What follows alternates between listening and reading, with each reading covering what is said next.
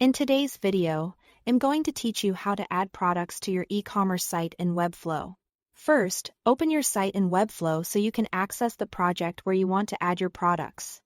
Once you're inside the designer, it's important to know that Webflow gives you two main ways to add products. You can either enter product details manually one by one through the CMS panel. Or, if you already have a larger catalog prepared, you can bulk import products using a CSV file.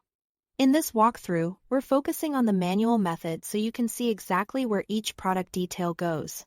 To get started, click CMS in the top left area to open your CMS manager. From there, select Ecommerce. This is where you'll find your product collection and see all existing products in your store. It's basically the control center for managing your catalog. Next, click New Product in the top right corner. This opens the product creation screen where you will begin filling out the core details. Under Basic Information, enter the product name, the slug, which is the URL version of the product name, the summary, and the full description.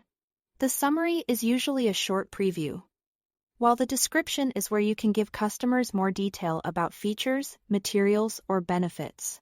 Then move to the media section, upload the main image first, since this is the one that usually appears in collection lists and category views.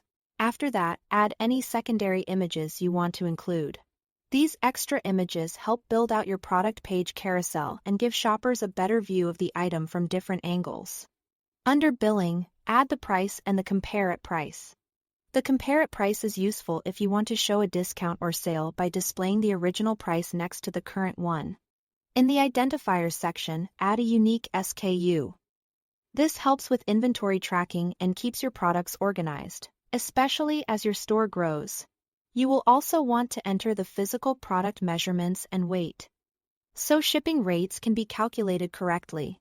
If needed, toggle inventory tracking on or off, depending on whether you want Webflow to monitor stock levels for that item. After that, go to the Options tab to create option sets such as size or color.